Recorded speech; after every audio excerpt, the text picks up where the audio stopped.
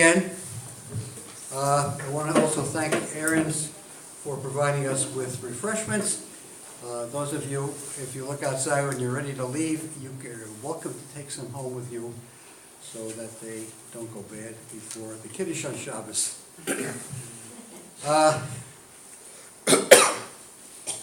This year, as usual, we're starting off with a basically non-medical program. We are going to be talking about insurance. Stewart's going to talk about Medicare and what you can do with Medicare and what you should avoid with Medicare. And I'm going to talk briefly, but I really want your questions about a title I just got yesterday, suggested by somebody in the PR department, which has become how to prepare for your doctor visit. We're going to talk about things you should prepare for, things you should know, things that are not medical. I will not answer any direct medical questions. I'd love to answer any questions you want to ask me about your doctor relationship or your pharmacy relationship, as long as it's not a specific disease-oriented thing. First, Stewart Weinberg is in the program. He's a member of the shul. He's an expert in Medicare insurance, and he's going to tell you all about Medicare. Thank you very much. I'm flattered that I'm called an expert. It's a pretty big subject and hard to really be an expert because the rules change quite frequently. And oftentimes questions come up and we have to go to people who are even more deeply involved than we are as brokers and consultants in the field. So I appreciate the expert. I also got a title totally unexpected and free of charge in the program tonight. They called me a CPA. So I'm not a CPA, don't be mistaken, but they're calling me a CPA, so I guess I'll take the education. Could have been worse, could have called you MD. No, worse would be probably a JD, I think. But, Make sure you're in the picture. okay. You can always look for yourself in there. I'm going to be really bad with the picture. So like just if you see something, it's irritating. It's a privilege to speak before you. I'm also, we're talking about Medicare. It's a topic typically that deals with typically people who are over 65. And it's so nice to see that, I'm not asking anyone's age, but I see all young faces here. So there's no one that would appear to me to be over 65. If you want to tell me you are, well, you'll just have to prove it. But basically, it's nice that we have young, interested people who want to get information, and I hope I will be able to satisfy your need for that information. Another little background piece, just to be aware. The core of my talk is going to be about a 20-minute presentation, which is a document, not here, it'll be another document that was approved by Medicare for educational purposes only. And the basis of this evening is for educational purposes. No products at all will be discussed tonight. I'm not here to talk about specific companies. I won't answer questions about specific companies. It's not that I can't. I'm knowledgeable and appointed by several of them to talk about their products, but not tonight. Tonight I can, afterwards, privately, you can ask me a question, depending on what the question is, I can try to answer you, but basically it would have to be at a separate time. And the reason for that is really to protect the consumer. We don't want anyone to be imposed upon by a broker, and the government is very careful about that, not to have you be solicited. So this was advertised as an educational event, so I can't now come back to you and talk about specific products. The powers that be in the Centers for Medicare and Medicaid Services, CMS, view that as a sales event, which is not what we're doing here. So just to bear in mind, I'm going to keep it generic. I know that makes it less exciting for some people maybe, but I have to do it that way. But I'm more than happy to talk to you about specifics at another time. My business card is available at whatever point we talk privately. I'll hand that to you, and by all means, I'll be happy to talk to you about specifics. And there will be a question and answer session available at the end of the presentation, the educational presentation. But I need a few minutes before the actual educational part. I was hoping to give you a little bit of background about health insurance in America in general. It's a really like a 10,000-foot overview. First, let me ask you, how many sources of health insurance coverage are there in America? Audience participation, how many ways do you think people get health insurance today? What is the most common way, would you guess? Employee. Employer insurance, that's correct. The audience gets a point. The largest, the most common way to get health insurance in America is through your employer. Any other options that come to mind? Government. Government, okay, so that's really general. Can we be more specific? Medicaid, Medicare, government workers, army people. Okay, so Medicaid and Medicare, which is, Medicare is what we're talking about tonight, but to just refer to it, Medicaid is a subsidized, federally and state subsidized health insurance plan, related to Medicare in certain ways, but it's not Medicare. People sometimes ask me, am I going to be getting Medicaid when I'm at age 65? Maybe, depends on what your financial situation is, but you surely would be eligible for Medicare at age 65. So Medicare, Medicaid, and essentially the last way that people get health insurance today, and there may be some other specific ways, and we may not be thinking about exactly the same way. There's employer insurance, which is the majority of Americans on that. There's Medicare and Medicaid, and then there's brand new, legislated in 2010, and really now in effect as of January 1, 2014, the Affordable Care Act, part of healthcare reform, other people call it Obamacare. That is the new way for individuals to get health insurance. But it's important for you to understand that not Medicaid eligible individuals. So if you're thinking about Obamacare and the individual marketplace that's now available to all Americans, and it's a lot of plans. New York especially is very well developed in those plans, and I do have some contact with individuals who are looking for that kind of coverage. Medicare eligible people are not eligible for the new Obamacare, just so there's no confusion in that term when you hear it. Just a little bit of background about myself. Why am I standing here? I'm not, as Mel thankfully said, I'm not a doctor, and I am not a CPA. I am a corporate benefits consultant. So I help employers research and evaluate group benefits. And that means mainly health insurance, but also dental insurance, life insurance, disability insurance for groups. And then I help them implement them. So I speak with their employees as well. I do have a lot of group meetings where I have to describe their health insurance, the insurance that they're going to be getting, that the employers have chosen. So it's helpful in my line of work to be licensed as a life and health insurance broker. So for the past 8 years, I've been licensed in New York and New Jersey as a health insurance broker. There's certain appointments, it's mostly paperwork that has to be fulfilled, and not major testing really that needs to be done. About 3 years ago, recognizing that the baby boom is upon us, and a lot of the clients that I have been dealing with are getting older, and others who I just coming out of the woodwork are asking me questions, are in need of advice regarding Medicare. So I took upon the additional training and licensing required with different insurance companies to be able to offer information and sell basically health Medicare insurance to these individuals. So, and that's been very helpful in terms of being able to understand this. So this is something that I've been doing the last few years, and so it's been a growing experience. And there have been changes, and then they expect to have more changes as the years go on, and looking forward to updating my knowledge of things as those changes occur. So,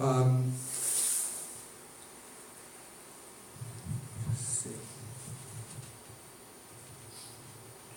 That's my story. Now, before I begin the presentation on Medicare specifics, just a little background. I feel it's important to understand the context of where Medicare comes from and health insurance in general. It's an enormous topic. I'm going to try to do it in 5 minutes. So I'm going to really gloss over things, but I hope that having these, this little outline will give you a sense of where it is. And by the way, everything on the screen is available by email if you want me to send it to you afterwards. I have a few printed copies as well, but so we can go over it if you want to just review. But I'm going to try to go through it quickly. So Medicare Parts A and B were established in 1965 by Lyndon Johnson. He had the good fortune of having two Democratic houses of Congress by his side to pass his, the Great Society, if I'm not mistaken, part of his programs, was to actually implement individual health insurance for seniors, over 65 persons, over age 65 persons. And by the way, we mentioned Medicare being available to persons over age 65. It's also available to people with chronic disabilities, certain specific disabilities, even under age 65. And if they've been on Social Security disability for a certain period of time, I believe it's 2 years, then they would ultimately be eligible to enroll in a Medicare plan, just like a person over 65 would be able to. The same plans, but they would do it before their age 65. So but I'm going to say for our purposes that it's Medicare is for persons over age 65. So this was a revolution in health insurance in the United States, because up until that time, the only insurance there was in America was employer-based insurance. And even that was a relatively new benefit to Americans. And what happened was, during the war years, when World War II is the war we're talking about, when there was a shortage of workers in America, they were all fighting the wars that we had to fight. Women. There were women here who were not fighting, yes. But basically there was a shortage of workers in America. So wages were rising rapidly during the war, and that was an inflationary process and was creating havoc with our economy domestically. So Congress passed a law, there was some work on it, but by 1942 the Stabilization Act, which mandated that wages be frozen during the war. So employers in America had no incentive to attract new employees, whoever was left in America who wasn't fighting. Part of what the law allowed employers to do was to add a tax incentive to be able to allow the employees basically to deduct their payroll taxes, or to deduct their medical insurance costs pre-tax.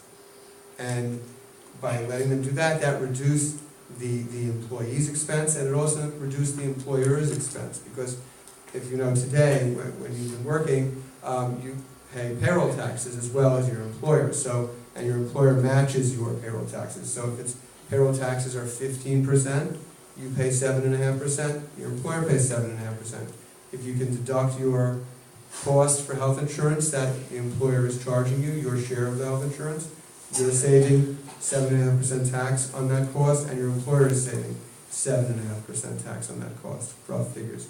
So that was a fundamental change in the way taxes were handled, corporate taxes were handled in America, and as a result of that, what was at the time maybe 10% of the population, about 12 million people, depending upon the source you look at, prior to World War I, who had some form of health insurance, not the form that we know of today.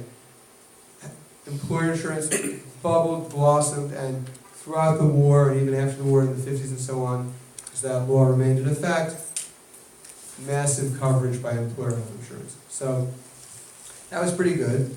It doesn't mean that there weren't debates. There was an enormous debate, as loud and as fierce as our debate right now about health insurance in America prior to the war. And that debate began even in the late 1800s as industrialization began, and the crazy stories of people being hurt at work were heard, and there were terrible stories, a high percentage of injuries and deaths in especially high-risk employment, and those people had no coverage, the people who were hurt. And different charitable organizations and other types of nonprofit organizations attempted to fill the gap, but there was no health insurance as we know today. So 1942 was a watershed moment in health insurance history in America. But then 50s and 60s passed along, and there was an aging population, and President Johnson and others in the country realized that we needed to have protection for older people, and also people who were poorer, who couldn't afford, maybe didn't have work. So hence, in 1965, Medicare and Medicaid were established.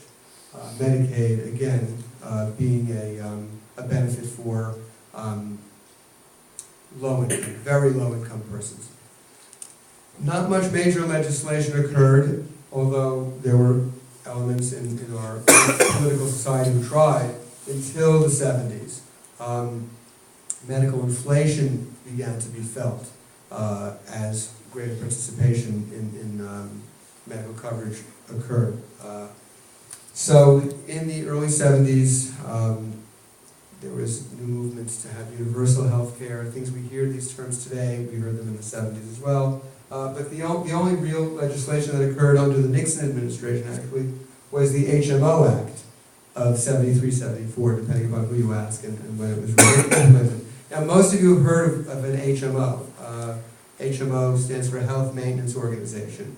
What it really stands for is managed care and gatekeeper types of plans. Managed care meaning there is a primary care physician who watches over your coverage and has to be the gatekeeper for any other types of procedures that you need to have cared for you.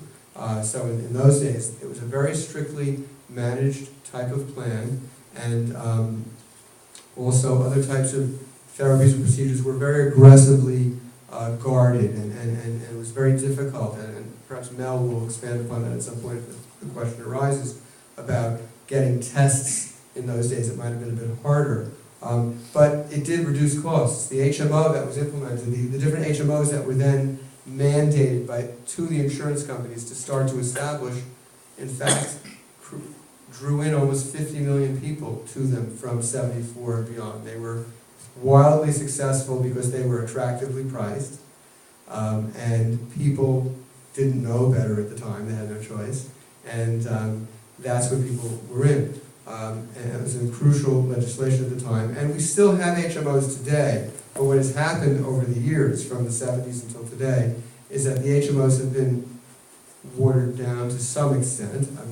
Someone's going to come and tell me, my HMO didn't let me do this or didn't let me do that. That's still happening, for sure. But by and large, what I see in the employer market is that the HMOs have gotten a lot more flexible.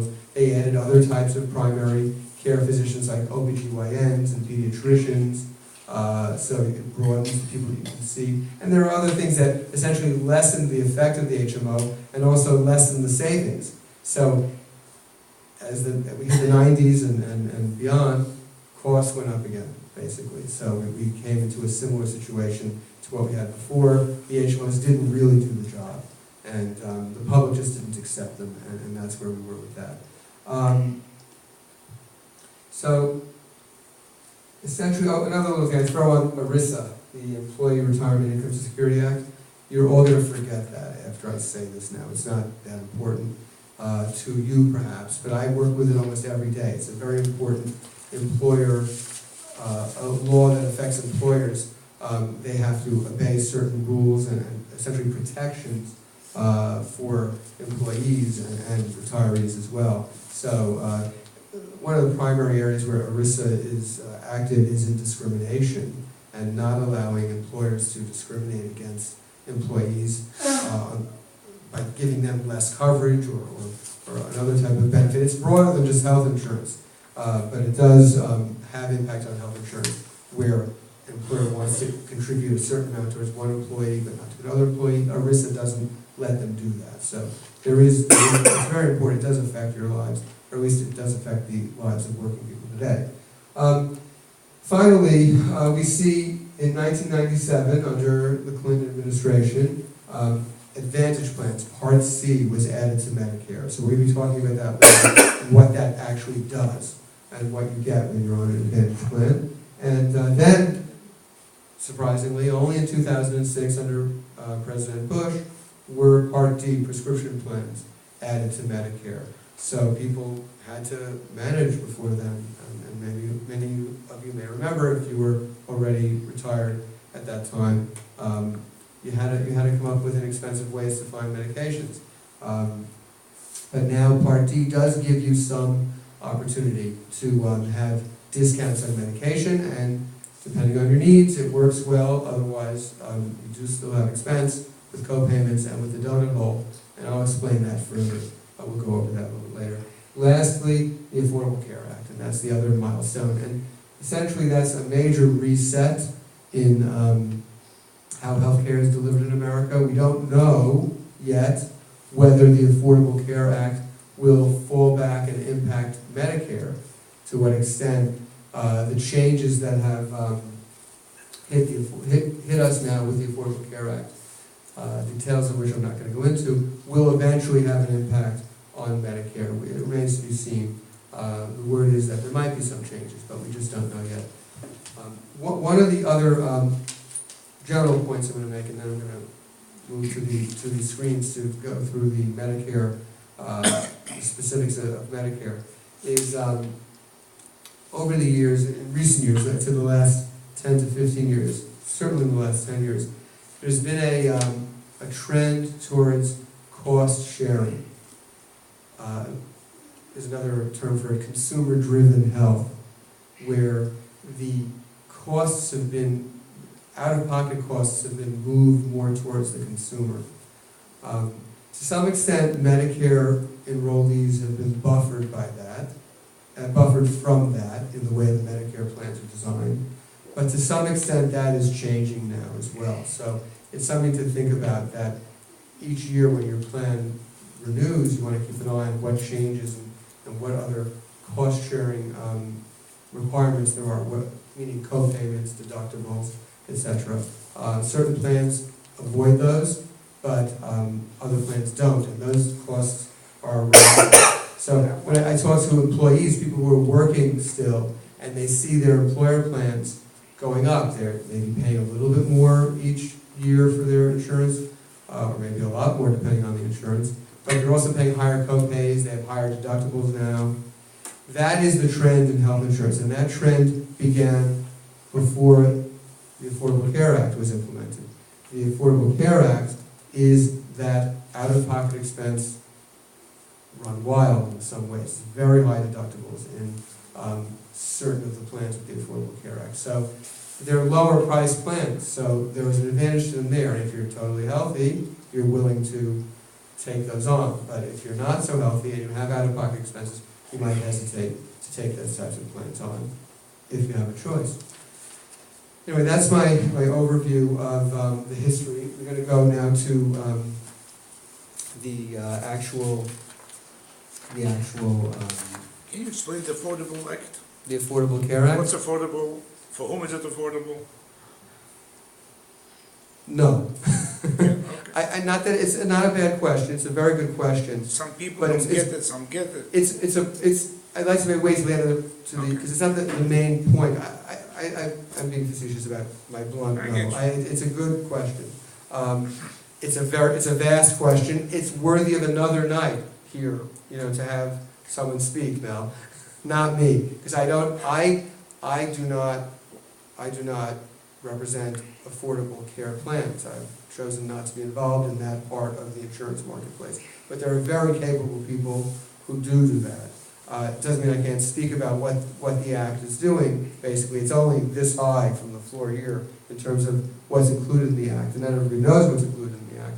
But the rules that affect employers are something that I'm very familiar with now. But I can't really raise that issue here tonight. We won't get to the Medicare, the main point. So I'm going to ask if I could sit in that spot, and then I Just want to. take another.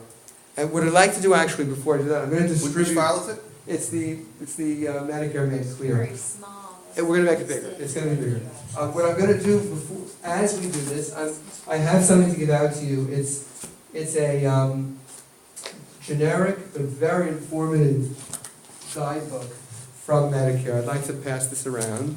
Take one for yourselves, please. Let me distribute to different parts of the room. It's really helpful, very clear. And I'm not following this. Thank you. I'm not following this book perfectly. I'm really following a simpler presentation, but it's a very good reference. And as we go through the presentation, I will reference the pages here. Does this click actually? Yeah, it does. It didn't work for the other one. See, this is the pointer. Oh, cool. Okay, And this good. is forward and back. Oh, beautiful. Okay, thank you. Okay, so Just move back a little bit so you I'm can. gonna hold this whole thing and do this. Let's see how we can do it. So this is more of the nuts and bolts now of Medicare. So this is what you've all been waiting for. There's a stand. There's no way to stand this up. No, there's actually, I gotta find it. So, the title of this lecture, this presentation, which is approved by Medicare, by the CMS, Centers for Medicare Services. Could you sit down? I can't. Am I in the way? Oh, he's gonna sit. No, it's He's the doing a battery. Thank you. He's fixing them. Well, I'm just telling him to sit down. He can't. Thank you. Howard is now sitting down. Very good. Okay, Gotta move closer. understanding your Medicare options. So we're gonna review who is eligible for Medicare, what are my coverage options, when can I enroll, and then there are a few other steps at the end, what are my next steps, we'll go through that quickly. But the main focus will be on 1, 2, and 3 eligibility, that'll go quickly, and then what are my coverage options are gonna be where we spend most of our time. And I hope this will take 20 minutes. Mel, I hope you're watching the clock. Who is eligible for Medicare?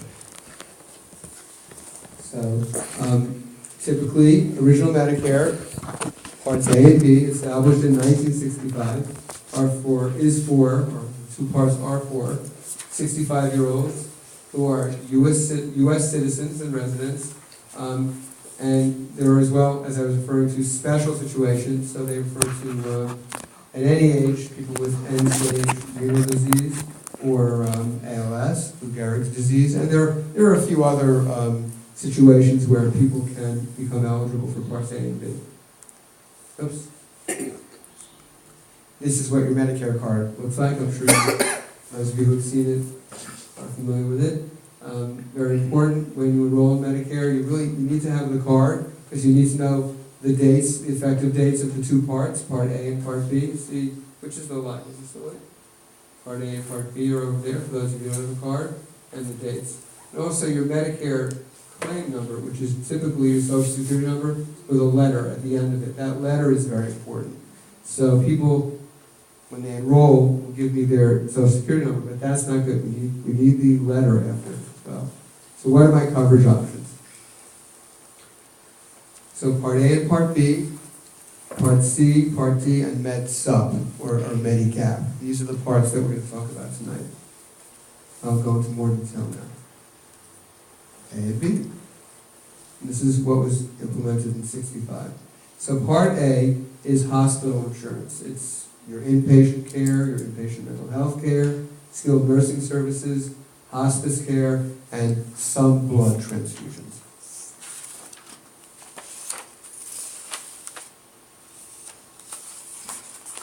One of the things that's important to be, and by the way, now we're looking at, in your Show Me Guide, pages 10 to 13. This is referencing pages 10 to 13 if you want to get a little more detail on what the diagram is going to show you.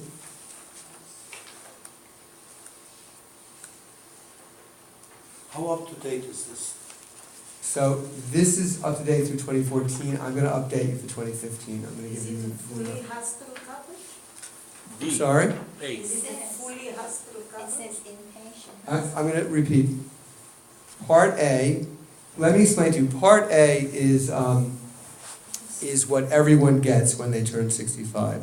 And typically, if you've worked 10 years or 40 quarters, you will be eligible for Part A for no charge, basically. That's what that is. And Part A is your inpatient hospital care, and that means overnight stay. It's a 24-hour confinement in the hospital. That's Part A.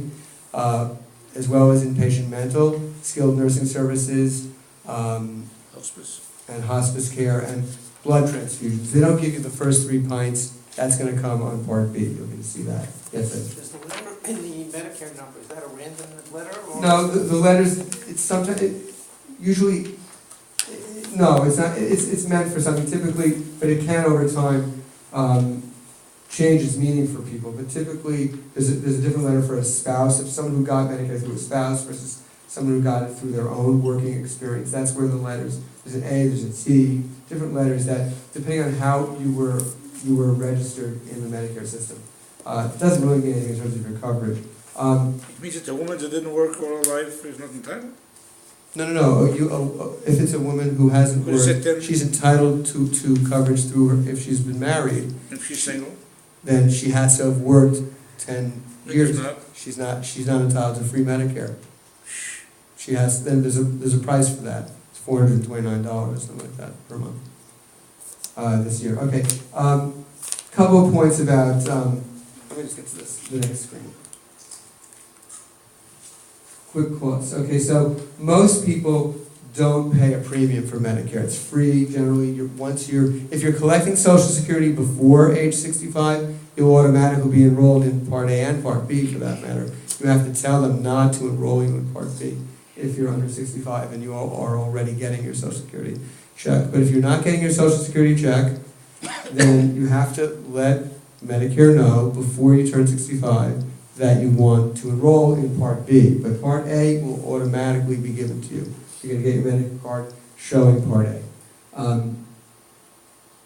Now, I'm going to be explaining to you what the Part A deductibles are. However, bear in mind that that's just if you have nothing else covering you. If you were to get a Medigap plan or if you were to have an Advantage plan, these deductibles wouldn't apply. Let me just finish this screen. You pay only your deductible for a hospital stay of fewer than 60 days. So there is a hospital deductible. In 2015, the deductible was going to be $1,260. It was $1,216. But again, if you have other coverage, you won't notice that cost. So that deductible is all you pay for the first 60 days of coverage. You can't be turned down because of your medical history of a pre-existing condition. Stays of more than 60 days on Part A would require a copay. And the copays in 2015 are, if it's from days 61 to 90, you would be expected to pay $315 a day. How much? $315 per day. That's cost sharing. And What if page you is that? What page is that on? that's on page 11, but the number that you see on page 11 is for 2014. I'm telling you that the number has gone up to 315 for each day. From days 0 to 60, you pay no copay. There's just a deductible, the $1,260 deductible, one-time deductible per admission. The hospital copay after that from 61 to 90 days is going to be $315. Again, don't worry, if you're on other coverage, you're not feeling that, you're not paying that. You also have a lifetime maximum of another 60 days, so up to 150 days. If you were to start to use in a given year over the 90 days per year that you get every year, then they charge $630 a day of a copay. Every year you get 90 days? No, you have every year, yes, you get 90 days, and then there's a lifetime maximum of 60 days above the 90 days that you get annually. Also yearly? Each year, correct. But the lifetime days are just lifetime, they're not each year, the extra 60 days. What's that? Do you follow? What's happening to chronic people? I mean, chronic diseases, the person who is in the hospital 6 months? 4 months? So they need additional coverage, and we'll talk about that. This is just the basics, so trying not to scare you to thinking this is what everyone's paying. Most people are not paying this. So, okay. But as I said, multiple stages will be multiple deductibles. This is essentially telling you the costs are high, you need other coverage. You can't just go without additional coverage aside from A and B. That's really what this is saying, basically. By the way, any hospital in America that accepts Medicare you're eligible to go. That's what it is if you're on original Medicare, Part A and Part B. Hospital care outside of the U.S. usually is not covered under Medicare. It is not, period. Well, no, but in an emergency situation, if you have other coverage, you have some coverage. You have to buy I'll explain insurance that. when you go out of the country. That's always advisable, that's correct, but there is some overseas coverage for emergency care, not with original Medicare, but with Medigap coverage, and I'll show that. We're not talking specifics, but just, okay, so that's Part A, basically, let's move along. One other point, and it's very important for people to understand that Medicare, with all of the hospitalizations, and there's a skilled nursing benefit as well. You have 100 days of skilled nursing. The first 20 days are, and this is part of Part A actually, the first 20 days are not charged, but then 21 through 100 is a copay. Last year it was $152 for your Part A coverage. Perhaps, I don't know what the 2015 numbers are, but people think, oh wow, I have coverage in a skilled nursing facility. You only have 100 days of coverage. This is not long-term care. It's important for you to realize that. You do not have long-term care when you have Medicare. If you want long-term care, you should have, or you should be thinking about supplemental coverage for long-term care. That's not the Medigap plan, that's not Part C, that's totally separate, private insurance. There is some talk in the government of creating a public long-term care product, but it doesn't exist yet, so, Stewart, yes. long-term care is the same as custodial care? Well, it could, yes, long-term care either whether you're in a facility or if you're at home. There's skilled and unskilled care, it's different, but depending on the type of long-term care that you have, they do overlap, basically. But skilled nursing is what Medicare is covering you for, only for 100 days. I'm sure I answered that pretty well, but I'll go over that again.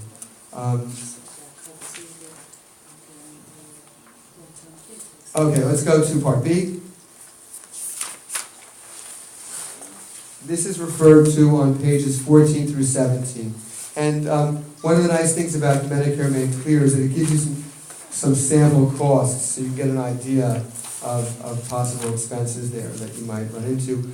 Again, assuming you didn't have other types of coverage. This is assuming you're only on Part A and Part B. Part B is covering you for your doctor's services, for Mel and Mark and David and other doctors who are here who accept Medicare. Part B covers, for doctors, 80% of the approved Medicare charge. You would be responsible for 20% of the approved Medicare charge. Again, if you didn't have any other supplemental insurance. It covers outpatient hospital, including surgery, ambulance and emergency room services, laboratory services, durable medical equipment, outpatient physical, occupational, and speech and language, and some preventive care, which is relatively new. X-rays, MRIs, CAT scans, things like that are covered. Screenings, colorectal screenings and prostate screenings, those are also services that are covered under Part B. Now, Part B also has a deductible. Let's go to the next screen. Up, too far.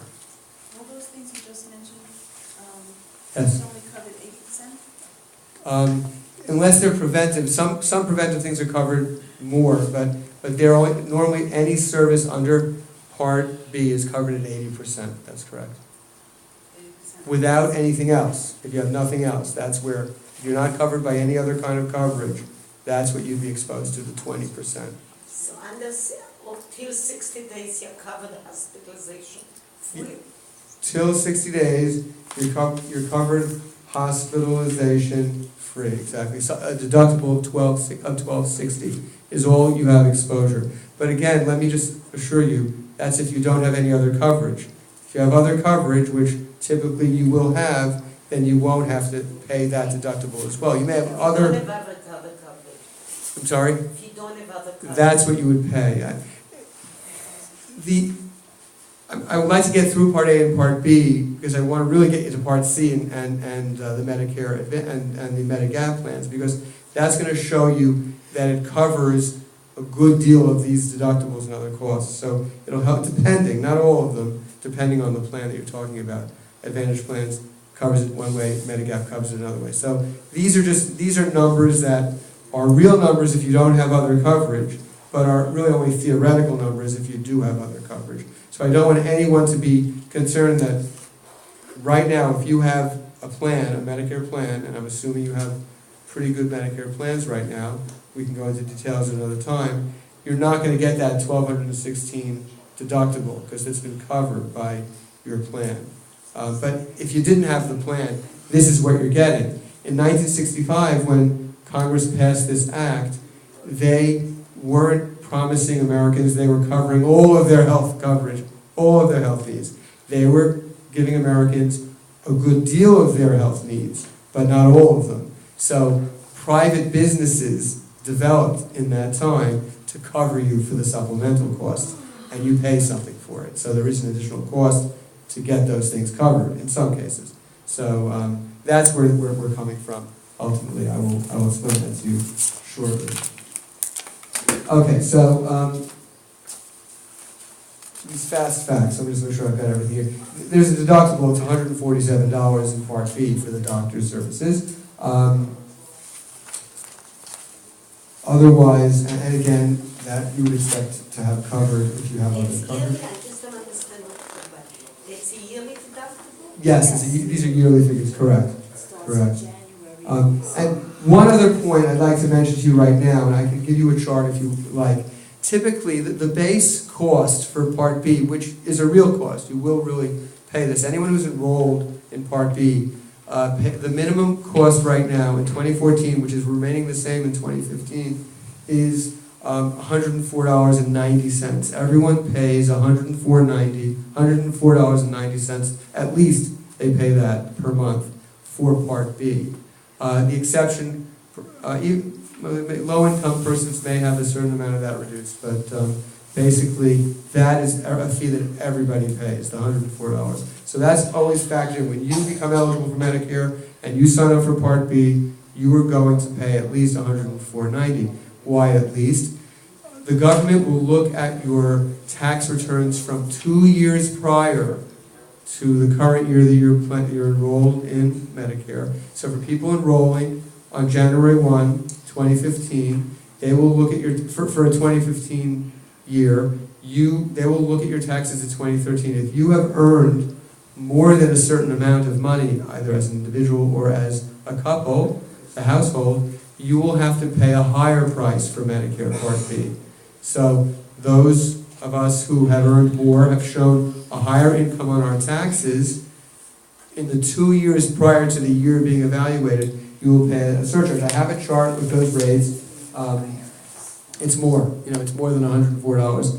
The government in recent years has added these extra costs so that they offset some of the expenses and the increases, and they feel that wealthier Americans can't afford them. So it's a little bit of wealth redistribution that we're all feeling. So This is deducted from Social Security. correct. So if you, for instance, the other numbers, quickly, I can give you handouts, or I can email it to you if you want. And quickly just go through the other numbers just to give you a sense of what it is. If your yearly income in 2013 as a single was $85,000 or less, you're at $104.90. If your yearly income in 2013 was between $85,000 and $107,000, you'll pay $146.90. This includes Social Security too? Well, it would be deducted from your Social Security check if you're getting a Social Security check. They would just deduct more from your check.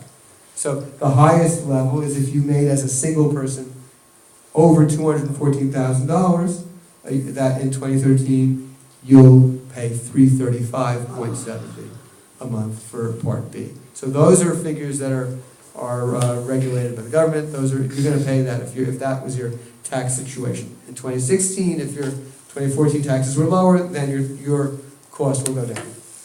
And by the way, well, that works as well for your Part D, we'll get to that, but there's a similar scale, a supplement. If you make more money, then Part D will also be somewhat higher. I can go over that later. So that's Part B.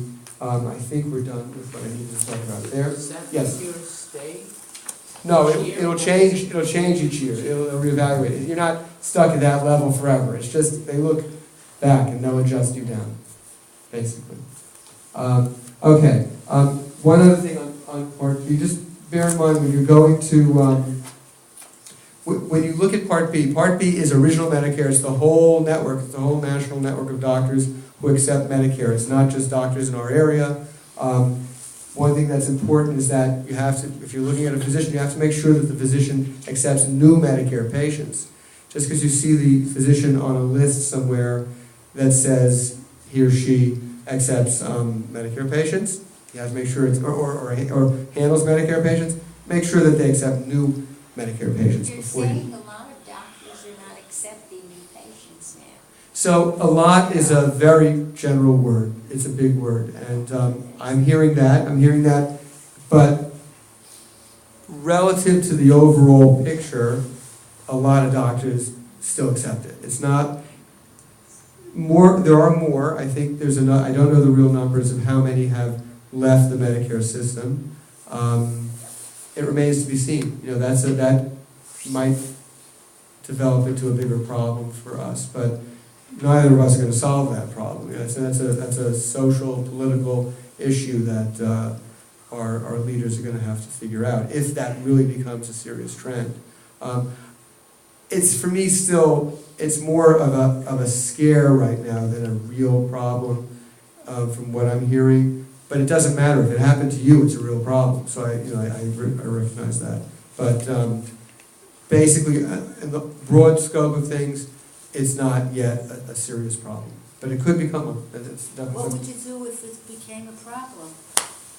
What would all these people do? Somebody would have to come out and sell insurance, no? Well, you know, that's interesting. Business may come up and create new private products that might cover doctors, and you might. We don't know yet. We don't know. It's a number of years down the line before we would imagine it would really be a problem, if ever. I can't say. I don't know. We don't know. But no one is panicking among the people that I hear from. It's not the end of our system. But here and there you have doctors who don't take it, and if you need that doctor, you'll pay the doctor. If not, you'll find another doctor who does what that doctor does. That's what people are doing. It's a choice you can make. Okay, so I'm probably pushing my 20-minute time limit. I pushed it way out the door. Let us move on to what's not covered. Just to be clear, the deductibles, Part A and Part B deductibles, co-insurance and premiums are not covered. But remember, we're going to talk about other products in Medicare that will cover those for you. Part B, excess charges, the amount billed over what Medicare agrees to pay. And prescription drug coverage is not part of A and B. And also additional benefits such as hearing and dental. Those are typically not covered by Medicare. Supplemental types of products, some of them will cover that. What do you mean preventive care you mentioned before? Preventive care is covered to some. What is called preventive care? Is it Well, your covered? annual visit, your annual checkup to This the is covered, doctor. it's Yeah. Or the AMA recommended colonoscopies and other types of tests that, as long as you're It's doing. called preventive. Correct, not diagnostic. If there's no diagnosis, if there's a diagnosis, then you're subject to potential copays if they're relevant. Okay, let's go to. Shingles is not covered. Shingles is not. I can't speak about specific types of conditions. I'm not. Mel might be able to tell No, us the about whole it. Medicare, they said shingles is No not shingles. accepted. Mel will have to address that if he will do that. Is he there? He's there, but he's going to write it down. He's in the back, yeah. Oh, he's. Mel, you writing that one down, please? Okay.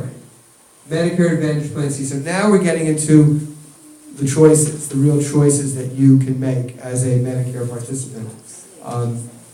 This is the plan that was added in 1997 as part of the Balanced Budget Act of that year, and that allowed private insurance companies to get involved in the Medicare business. And what that means is that a private company would take over the role of Medicare.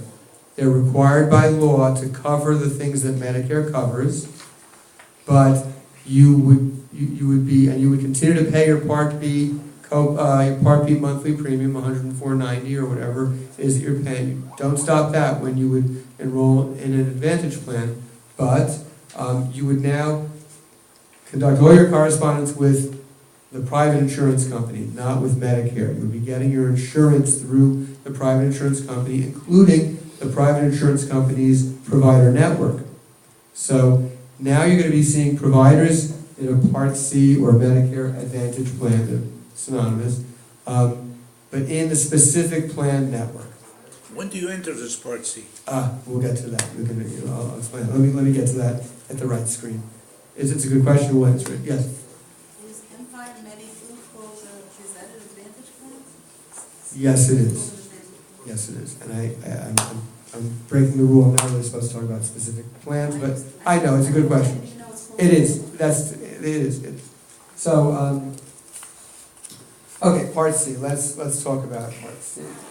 So, just what I said, it combines Part A and Part B, and in many cases includes prescription drug coverage. So, Medicare Advantage is referred to as under the initials MA, Medicare Advantage.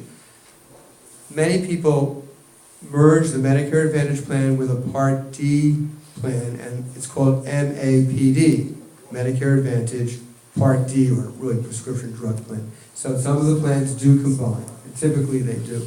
In most cases, if you're on an Advantage plan, you also will be getting a prescription plan.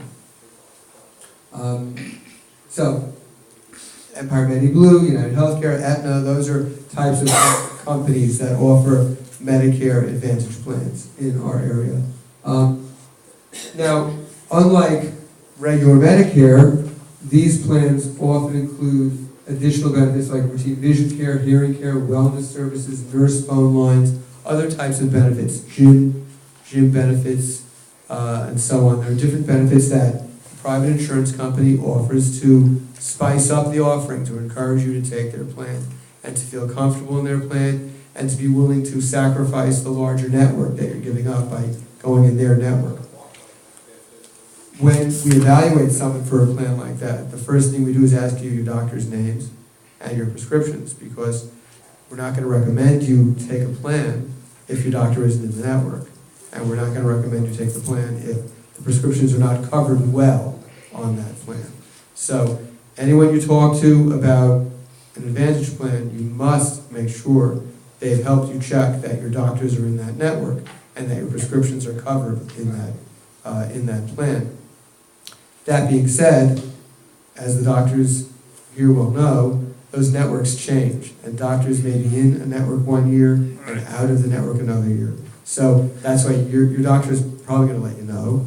But what you might not know as quickly is that your medications, if you're in a prescription drug plan, may also change, both the costs and whether they're even on the formulary altogether. Medications are added all the time, and are taken off all the time. You can't make your plan change until the annual enrollment period, the open enrollment period, which I'll explain shortly. But so you're committed for a year to the Advantage plan. That's important. And the other thing about plan is that, if we go to the next screen, you must be enrolled in Part A and Part B. You must live in the plan service area. So your zip code, it's based on county, your county, basically. What does it mean often? Often mean not always. Before you had often. What does it mean often? What did I say often? Before, often includes additional.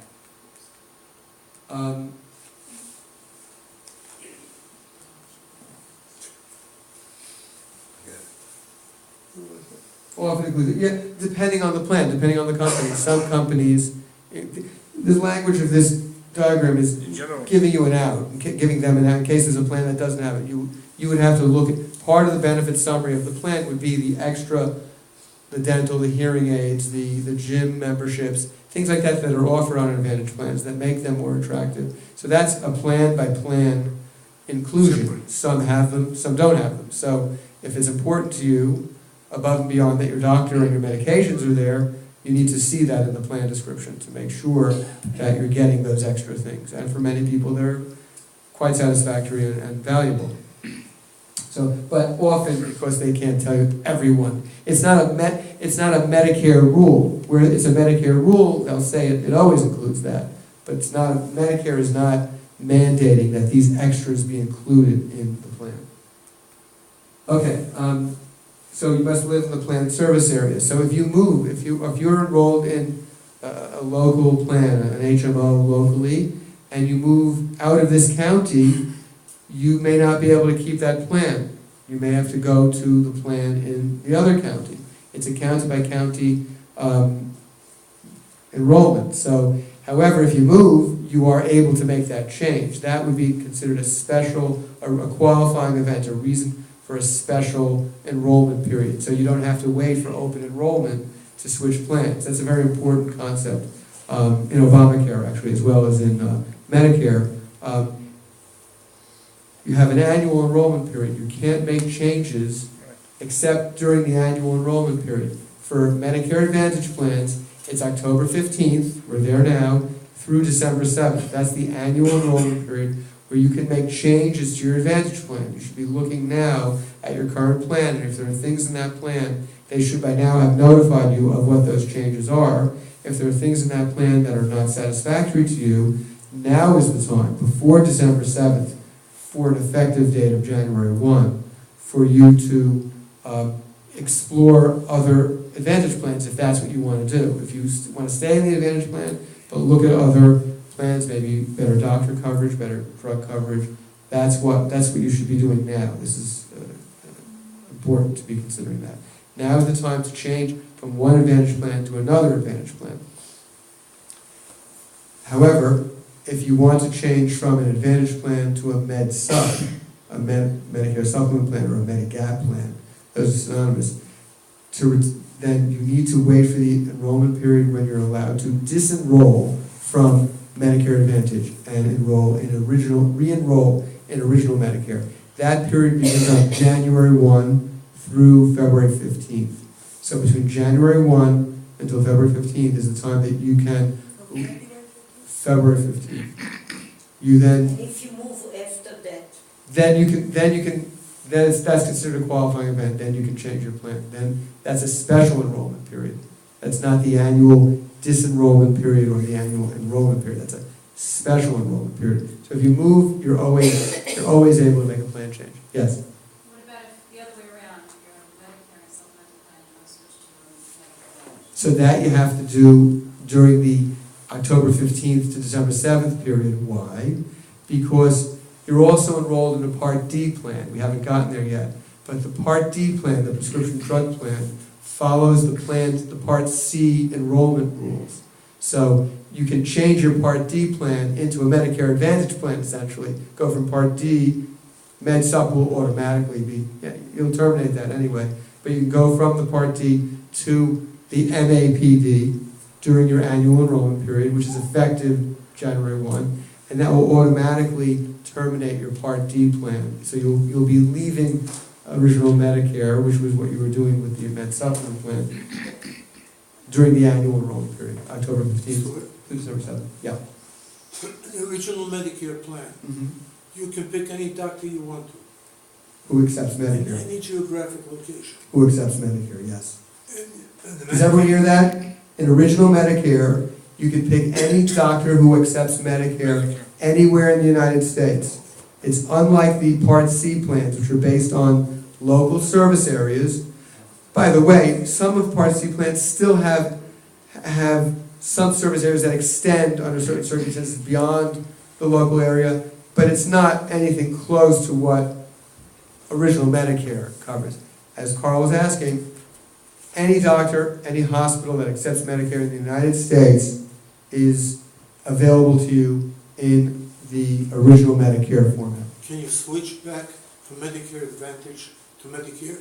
Yes, during the annual disenrollment period from January 1 to February 15. You can go back to original Medicare at that time of year, yes. Do all doctors have to enroll Do all doctors have to accept Medicare payments? No. No, No, no. that's the trouble, Right, there are some doctors who don't accept Medicare at all. at all. Then there are some who accept, the majority accept assignment. In other words, they'll take care of it and they'll go by the Medicare prices. There are some doctors who don't accept it, they'll accept Medicare, but not assignment.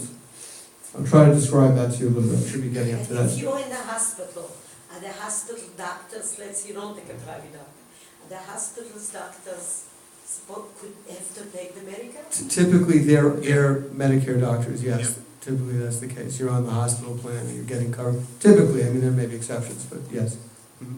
So in that case, it goes by the hospitals, with the hospital exception, all the doctors. You know, that's a problem, that's a challenge even in regular health insurance coverage, because especially today, the way doctors are being employed. So some doctors are employed by hospitals, some doctors are in private practice. So a doctor employed by a hospital, my understanding, and the doctors in the room perhaps can clarify, are generally covered under the hospital costs. You're not exposed, or you're not expected to pay specific bills from those doctors, assuming they're truly paid by the hospital, which is happening more and more today. Doctors who do not accept Medicare, are they, let's say, banned or prevented from entering hospitals and taking care of their patients?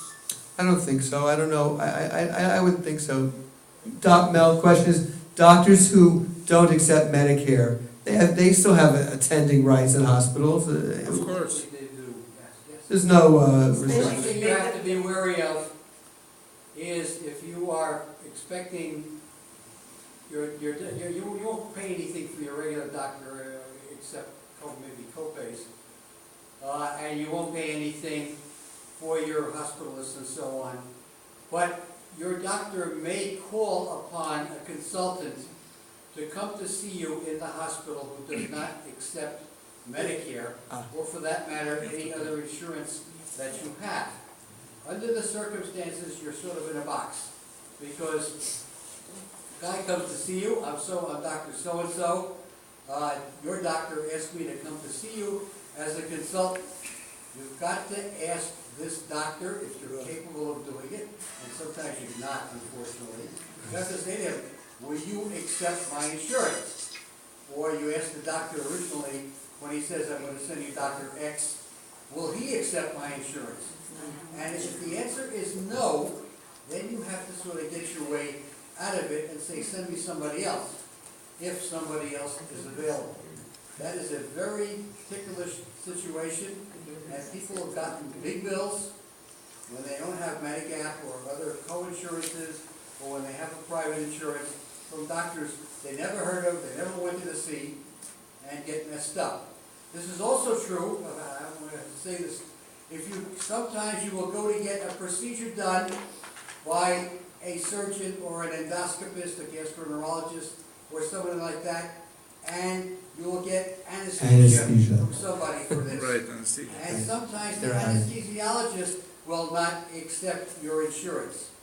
You have to make sure before you go to get any of these elective procedures as outpatients, whether it's a cataract, whether it's a colonoscopy, whether it's just a simple bit of minor surgery, that whatever anesthesiologist the doctor brings in will accept your insurance. I wouldn't want you to drop your guard on Mel's point. That's crucial. But fortunately, still, the majority of doctors take Medicare, but you can't assume it. You have to ask the question. It applies more to private insurance. Correct. That's what I wanted to But say. it's still Right. a serious problem. If anyone here is still on private insurance, I'm sure there are, for those of you who aren't. If you're in the emergency room and something happens, you can't ask questions. Right, I've Just had that gladly experience. ask You're on the somebody. table, you're in your underwear, you can't leave and do something else, you're stuck. So, but, even, you can't, in an emergency situation, you gotta get the care, and You then don't fight even it think sometimes. about that. You might have to fight, but what Mel says is very important. I'm gonna digress, it's really my conclusion, but I wanna say it now, in case everyone else is, if you don't make it through the rest of the evening. The level of responsibility for people on private insurance, Employers go private too? employer insurance I'm really referring to now. It's a little bit less than in Medicare, but it is very great today in employer insurance. the responsibility upon the participant, you as the employee, has increased vastly. You need, gone are the days when you can assume that you're covered for something. You have, before you walk into anything, you need to take the responsibility, I'm sorry to say. And it's not really asking your broker, it's asking the hospital, it's asking your primary care physician, it's asking the people along the way. Am I going to run into anything here that's not on coverage?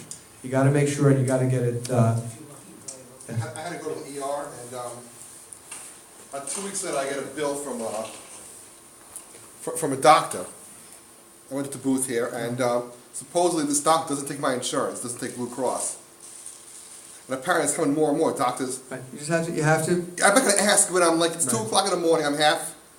Exactly. It's you know, an emergency, and what ends up happening is you end up fighting it out. You end up fighting it out, and So you have to pay it? Blue well, Cross, you're working it out right now.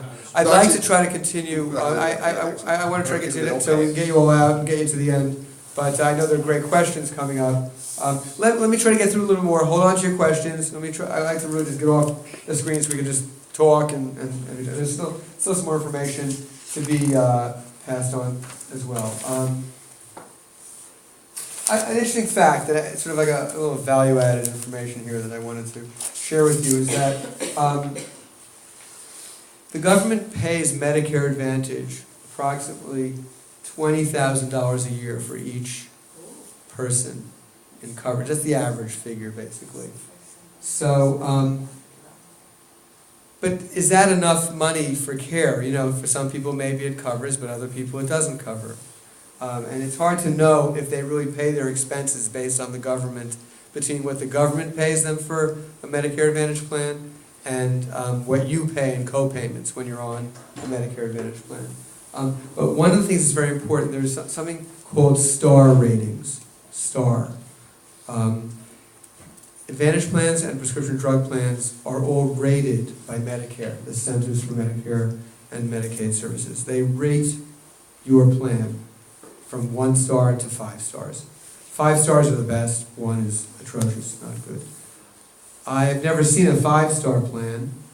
I have seen 4s and 4.5. And when they get over a 4, they get a bonus. They get more money.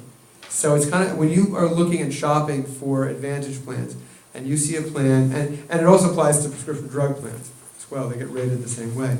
And when you see a plan with over a 4 rating, they're excited because they're making more money from the government. It's an incentive the government gives plans to have better outcomes, to have better service, to keep the process as smooth as possible for members. So there are star ratings, and when you look at Advantage plans or prescription drug plans, you will also see the star rating, and that's what that means.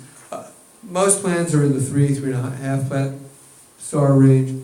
They're fine. It doesn't mean you will not do well in that kind of a plan, but you might want to look at a 4-star plan before a 3-star plan. It's kind of like looking at a company's rating from a bonding company, AA, AAA, C+. Those sorts of things. If you're at an acceptable level of service, fine. But if you can jump it up a little bit more, that's the star rating, and that means that they're making more money from the government. What are they providing more service? Well, that would reflect that they're doing that. Yes, they are. Are they providing specific things more?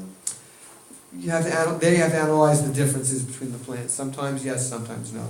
But another thing I want to make clear, I alluded to before, but I want to just hit it again, that plans change annually. Medicare Advantage plans change annually. So I have relatives, clients, who were surprised and didn't look at the new booklets for the plans until months after the annual enrollment period to discover that the plan changed. Apart from doctors not being in the network, that you probably would know. You'd find that out pretty quickly. But the contents of the plans, because each plan, the contract with Medicare is renewed annually. So as a result, depending on the money they're making, that's where they may change a copay, may change a coinsurance figure. So you got to look at that every year and make sure if the numbers go down, if your costs are going up, consider it during open enrollment period. You have to look at that now, yeah. Does that your company send you information prior to? Your company sends you a renewal guide, and it sends you hopefully a thick book, and hopefully highlighting the changes for